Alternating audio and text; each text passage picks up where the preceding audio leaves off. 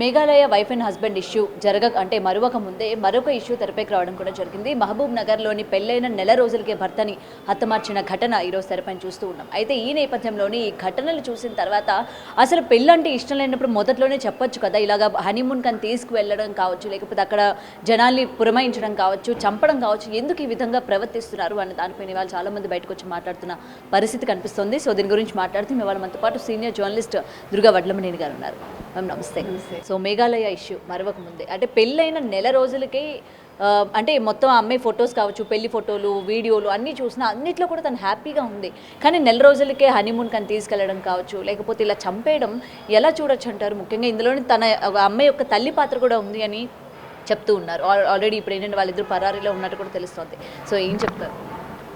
మొట్టమొదటి అసలు ఈ సంవత్సరం 2025 ఇలాంటి ఘటనలకే ఎక్కువ చోటు చేసుకుంటున్నాయి. అంటే ఇలాంటి ఘటనలు అసలు ఎందుకు ఇలా జరుగుతోంది? ఆడపిల్లలు చదువుకుని సంపాదించుకుంటూ ఎందుకు ఇట్లా తయారవుతున్నారు? మీరు చెప్పినట్టుగా ఇష్టం లేకపోతే పెళ్లి చేసుకోవద్దు, చేసుకున్నాక ఆ భర్తని చంపడం ఎందుకండి? మీరు ప్రియుడితో వెళ్ళిపోతే వెళ్ళిపోండి, లేదు ఇతనితో తెగతెంపులు చేసుకోండి, ఏదైనా చేసుకోవచ్చు. యు ఆర్ ఎంటైటిల్ టు కదా, మీకు ఆ స్వేచ్ఛ ఉంటుంది. మీరు చెప్పినట్టు మొన్న సోనం అయింది. మనకి సోనం ఇష్యూ అయి ఇంకా గడవక ముందే తెలంగాణ అబ్బాయి పాపం గద్వాలకు చెందిన ఇతను ల్యాండ్ సర్వేయర్ పాపం తేజేశ్వర్ అతని పేరు.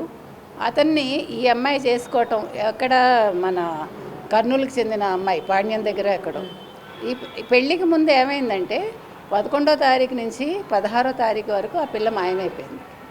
మాయమైపోతే ఇంక పెళ్ళి వద్దనుకున్నాక ఈ అమ్మాయి 16వ తారీఖు వచ్చి ఆ అబ్బాయికి ఫోన్ చేసి తేజేశ్వర్కి, నువ్వంటే నాకు చాలా ఇష్టం, మన పెళ్లి చేసుకో, నువ్వు పెళ్ళి క్యాన్సిల్ చేయకు, నేనేమో మా అమ్మ కట్నం ఇవ్వలేదని చెప్పి నేను భయపడి నా ఫ్రెండ్ ఇంటికి వెళ్ళిపోయాను, ఇలా అబద్ధాలు చెప్తే అబ్బాయి కరిగిపోయాడు.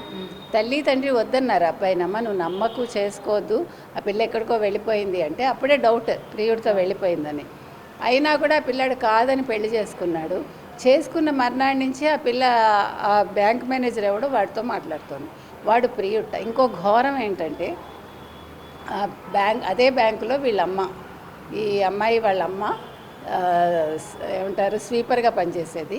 ఆ అమ్మాయితో అతనికి కనెక్షన్ ఉన్నాక మళ్ళీ ఈ పిల్లతో కనెక్షన్ పెట్టుకుని, అంటే ఇంత చీప్ ఏంటండి ఇది? ఇప్పుడు తల్లితో కనెక్షన్ ఉన్న వాడితోటి ఈ అమ్మాయి ఉండడం ఎందుకు? అంటే అసలు వావి వరుసలు ఏమవుతున్నాయి?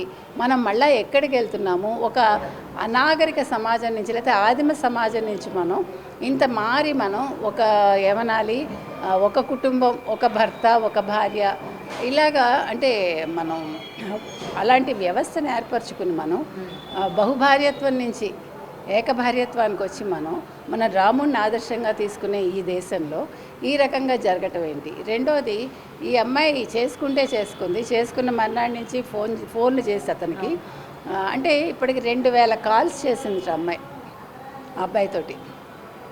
అయితే గొడవలు అవ్వడం మొదలుపెట్టాయి. ఇద్దరికి మనస్పర్ధలు వచ్చాక ఈ అబ్బాయిని ఎలాగైనా చంపించాలని బ్యాంక్ మేనేజర్ అనుకున్నాడు.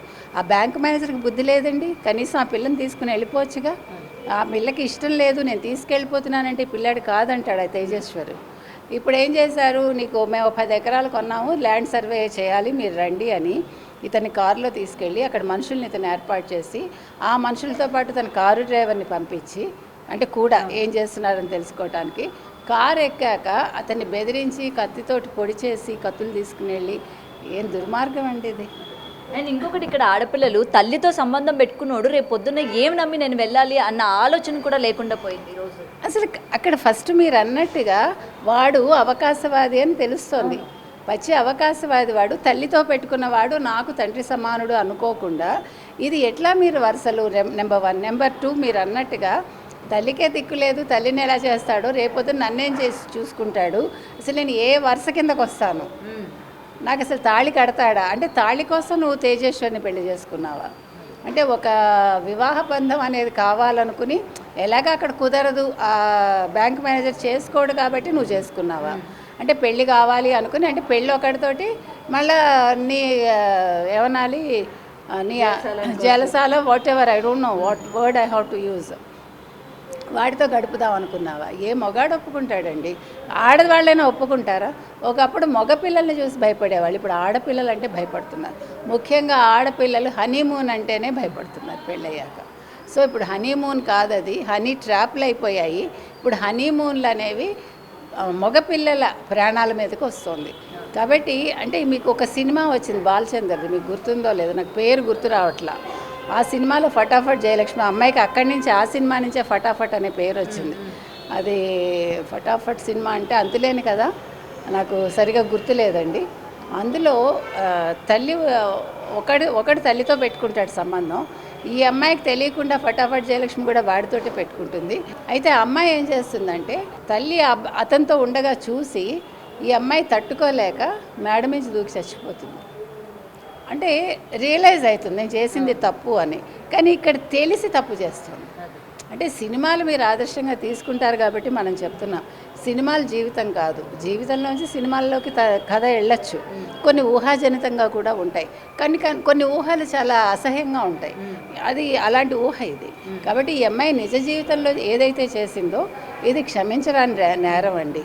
మీరు దయచేసి పెళ్ళిళ్ళు చేసుకోకండి. మీరు ఎవరినైనా ప్రేమించినా లేకపోతే ఎవరితోనే సంబంధం పెట్టుకున్నా మీకు ఇష్టమైతే కొనసాగించండి, అది మీ వ్యక్తిగతం. కానీ దానికోసం వేరే ఒక మంచి వ్యక్తిని మీరు పెళ్లి చేసుకుని వాళ్ళ కుటుంబాన్ని బాధపెట్టి, వాళ్ళ తల్లిదండ్రుల్ని బాధపెట్టి ఏడిపించి ఈ పిల్లాడిని చంపేసి అల్టిమేట్గా మీరు ఏం సాధిస్తున్నారు? ఈరోజు ఇద్దరు తల్లి కూతురు జైల్లో ఉన్నారు, ఆ బ్యాంక్ మేనేజర్ పరారీలో ఉన్నాడు. ఇంకా ఇప్పుడు వీళ్ళ జీవితాలు ఏంటి? అండ్ ఇంకొకటి మేడం, ఈ ఇన్సిడెంట్ ముందే ఆల్రెడీ సోనంకి సంబంధించిన ఇన్సిడెంట్ వాళ్ళకి కూడా తెలిసే ఉంటుంది కాబట్టి, అయినా సరే వీళ్ళు ఇలాంటి స్టెప్పులు వేయడానికి మెయిన్గా ఇక్కడ చట్టం గట్టిగా లేదనుకోవచ్చా? అంటే ఏం చేస్తుందిలే, ఒకవేళ దొరికినా ఏం చేస్తుందిలే, మహా అయితే బెయిల్ మీదైనా బయటకు వచ్చేయచ్చు, మళ్ళీ నాకు నచ్చినట్టు నేను జీవించవచ్చు, ఎన్ని కేసులు మనం చూడట్లేదు అన్న దానిపైన ఇలాంటి ధోరణిలోనే ఇంకా ఇటువంటి కేసెస్ కొనసాగుతున్నాయి అనుకోవచ్చా? ఎట్లా వస్తారండి? ఇప్పుడు బెయిల్ కావాలంటే బాగా రాజకీయ అండ ఉండాలి. జగన్మోహన్ రెడ్డి లాంటి వాళ్ళు తెలిస్తే పోనీ డబ్బులు ఏమైనా వెదజల్లి ఏదో ఒక లాయర్ని పెట్టి తీసుకొస్తారనుకోవచ్చు. వీళ్ళు అసలు ఇలా పెట్టుకోవటమే, తల్లి స్వీపర్గా ఉన్నారు అంటేనే వాళ్ళ స్థితిగతులు ఏంటో మనకు అర్థమవుతుంది. కాబట్టి డబ్బు కోసం అనుకున్నా కూడా లేదు, సుఖం కోసం అనుకున్నా లేదు, బయటకు వచ్చేద్దాం అనుకున్నా జరిగే పని కాదు. కాబట్టి ఇక్కడ చట్టం తప్పు లేదండి. కాకపోతే ఏంటంటే మనం మొన్న మాట్లాడుకున్నట్టుగా చిన్న క్లాసుల నుంచి సైకాలజీ క్లాస్ పెట్టాలి. సైకాలజీ ఒక సబ్జెక్టుగా చేయాలి. అంటే మరీ తీవ్రంగా కాకపోయినా కొంచెం సున్నితంగా చెప్పేలాగా, అసలు వాళ్ళ సైకాలజీ లెవెల్స్ ఏంటి కూడా తెలుసుకునేలాగా వాళ్ళ క్లాసెస్ ఉంటే వారానికి 1-2 పిల్లల్లో మానసిక పరివర్తన అనేది రావాలి, పరిణతి రావాలి. వాటి కోసం సైకాలజీ క్లాసులు పెట్టాలి. సైకాలజీ టీచర్ ఒక్కళ్ళైనా ఉండాలి ఒక్కొక్క స్కూల్లో. రోజుకి కాకపోయినా వారానికి 1-2 క్లాసులు తీస్తే కనీసం ఇలాంటి సంఘటనలు జరగవేమో. ముఖ్యంగా తల్లిదండ్రులు కూడా, తల్లి ఒకవేళ సంబంధం పెట్టుకున్నా, మన ఢిల్లీ కేసు మనం చూడలే, భర్తను వదిలేసి కూతుర్ని తనతో తీసుకెళ్ళి కూతుర్ని ఆ ప్రియుడికి అప్పచెప్పి, ఆ ప్రియుడి స్నేహితులకు అప్పచెప్పి అలాంటి తల్లుల్ని ముక్కలుగా నరికేసిన తప్పలేదు. అంటే చట్టాలు మార్చండి. మీకు సౌదీ అరేబియాలో ఉండే చట్టాలు తీసుకురండి. కాలో చెయ్యో నరకడం కాదు, అలాంటి తల్లుల్ని కాకులకి గద్దలకి వేసినా తప్పులేదు. For more videos like this, subscribe Big TV channel.